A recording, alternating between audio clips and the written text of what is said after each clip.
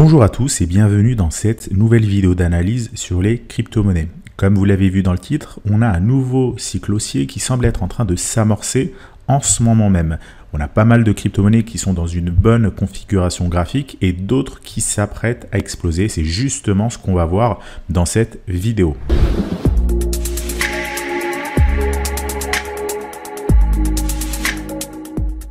Alors on va commencer avec l'analyse du Bitcoin en unité de temps weekly. Le Bitcoin est toujours sous sa résistance. Vous l'avez vu ces dernières semaines, on oscille toujours dans ce fameux range des 52 000 $ environ à celui des 70 000 $. On monte, on redescend, on remonte, on redescend. Le Bitcoin n'est pas encore décidé pour le moment, mais ça laisse un petit peu de temps aux alts pour s'exprimer et certaines d'entre elles ont explosé ces dernières semaines ou s'apprêtent à exploser prochainement. C'est ce qu'on va voir dans un second temps. Tout d'abord, avec l'analyse du Bitcoin, pas grand chose à dire. Comme je viens de vous le dire, on est toujours à l'intérieur de ce range. On a pas mal de faux espoirs dès que le Bitcoin dépasse le niveau des 65 000 $.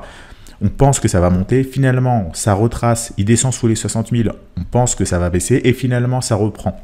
Donc vous l'avez bien compris, le Bitcoin est toujours en train d'évoluer au sein du range et comme je vous le dis depuis plusieurs semaines, le niveau clé à surveiller, ce n'est pas celui des 65 000 $, mais c'est celui des 70 000 $. Lorsque le Bitcoin franchira ce niveau symbolique des 70 000 $, là, on pourra entamer une discussion sur un nouveau cycle haussier sur le Bitcoin. Pour le moment, on n'y est pas encore. Même si on en est très proche. Vous voyez que sur l'unité de temps weekly, on a vraiment une baisse de la volatilité, une congestion parfaite juste en dessous de cette résistance des 70 000 $. Donc dès qu'on va la franchir, ça va être vraiment le gros signal d'achat.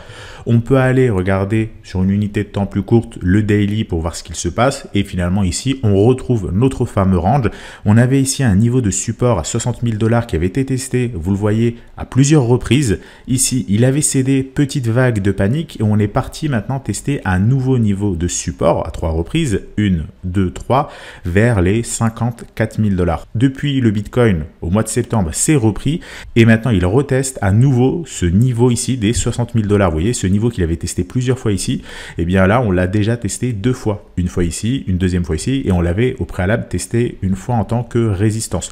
Donc finalement, retour à la case départ, à là où on en était il y a quelques mois, sur le range des 60 000 $ pour le support et des 70 000, 72 000 environ pour la résistance.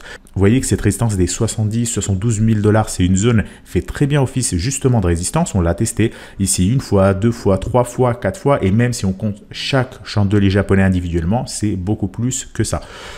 En ce moment, on est à 65 000 $, pile au milieu de ce range. Donc encore une fois, on est totalement en zone de neutralité. On ne peut pas savoir si le Bitcoin va monter ou s'il va baisser. S'il casse les 70 000 $, ça sera un signal d'achat. S'il casse par le bas, par contre, le niveau des 60 000 $, il faudra s'attendre à ce qu'on aille retester ce niveau de support des 54 000 et pourquoi pas plus bas. Pour le moment, on n'y est toujours pas, on en est encore très loin. On est tout simplement dans une zone de range et donc on patiente calmement, en tout cas pour le Bitcoin. C'est pas le cas des alts et c'est ce qu'on va voir tout de suite. Alors pour analyser les alts, je vous avais fait une vidéo, justement la précédente vidéo pour vous expliquer le dashboard qu'on va utiliser à partir de maintenant. Et donc, je vais utiliser ce dashboard pour analyser chaque semaine les crypto-monnaies qui sont intéressantes ou bien celles qui ne le sont pas et pourquoi elles ne le sont pas. Je vous rappelle que ce dashboard, ça fait partie de l'offre Crypto Trader. Si vous voulez y accéder, j'ai fait une vidéo complète il y a 2 semaines à ce sujet et vous pouvez trouver le lien pour y accéder dans la description de cette vidéo. Alors, sur ce dashboard, on va tout simplement regarder déjà de manière générale l'état du marché. On constate qu'on a une note globale de 62. Comme je vous le disais avec le Bitcoin, on est vraiment tout à fait neutre. Si on regarde la note du Bitcoin, vous le voyez, le Bitcoin est plutôt neutre. On a une note de 32, donc clairement, on n'a pas de signal d'achat. Aujourd'hui, pour le Bitcoin, il faut clairement patienter. Dès qu'on arrivera à 70 000 $, très probablement que la note va fortement augmenter pour passer acheteur, mais pour le moment, on n'y est clairement pas du tout. Pareil en termes de volatilité, 52% sur le Bitcoin, c'est tout à fait classique. On va maintenant s'attarder plus sur les crypto-monnaies qui sont bien notées. Vous voyez qu'il y en a quand même quelques-unes qui sont à 100. On a le SUI qui est à 100, on a Uni, on a le WIF. On va commencer déjà avec le SUI pour aller regarder un petit peu ce qu'il s'y passe. Alors le SUI, je vous en avais déjà parlé il y a 2 semaines, c'est clairement une crypto-monnaie qui est en train de prendre pas mal de valeur depuis plusieurs semaines. C'est la crypto-monnaie tendance tendance finalement du moment. Vous voyez qu'au mois d'août, on était environ à 50 centimes. Là, sa valeur a été multipliée environ par 4 en l'espace de 2 mois. Donc, c'est sûr que comparé par rapport au Bitcoin, c'est clairement intéressant. Donc là, le SUI est noté avec une note de 100. Est-ce que c'est le moment de rentrer sur SUI? C'est plus vraiment le moment. On est à 100 déjà depuis pas mal de temps maintenant. La crypto-monnaie ne fait que prendre de la valeur. Donc pour le moment, tant qu'on est à 100, il n'y a pas lieu de vendre, mais pas non plus lieu d'acheter. La crypto-monnaie est déjà énormément montée. Suite à, vous le voyez, si je dézoome le graphique, à une purge qu'on a eu là. Donc finalement, le SUI est assez classique. On a une grosse purge, on reprend de la valeur, on repurge, on reprend de la valeur. Le risque, vous l'aurez compris, si on achète maintenant, c'est d'acheter au pire moment et de rentrer sur une phase où on sera en train de purger. Donc évidemment, ça peut purger maintenant, ça peut purger plus haut, ça on ne le sait pas, mais clairement en termes de risk-reward, c'est plus vraiment intéressant de se positionner sur le SUI. On va essayer de voir s'il n'y a pas d'autres opportunités, par exemple ici avec le WIF. Donc on va prendre le WIF sur Binance, hop là. Et donc, si on dézoome, là, on voit que le WIF aussi a pris pas mal de valeur, mais quand même un peu moins que le SUI. Vous voyez, là, on était en train de ranger, on a pas mal baissé, là, on a consolidé, on est en train de reprendre de la valeur. Donc, le WIF est sur une tendance haussière pour le moment, des points hauts de plus en plus hauts, des points bas de plus en plus hauts également. Donc, le WIF, clairement, une crypto-monnaie intéressante en ce moment.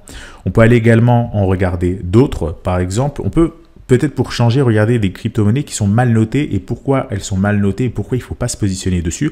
Par exemple, là, si je prends celle qui a 0 ici, le MKR, on peut aller regarder. Donc, vous voyez, déjà le MKR, il est baissier depuis pas mal de temps et là, il a carrément une note de 0. Donc, on peut clairement s'attendre à ce qu'il n'y ait pas d'opportunité d'achat sur cette crypto-monnaie et qu'elle perd beaucoup de valeur. Vous voyez, effectivement, si je dézoome, on va essayer de dézoomer un petit peu plus.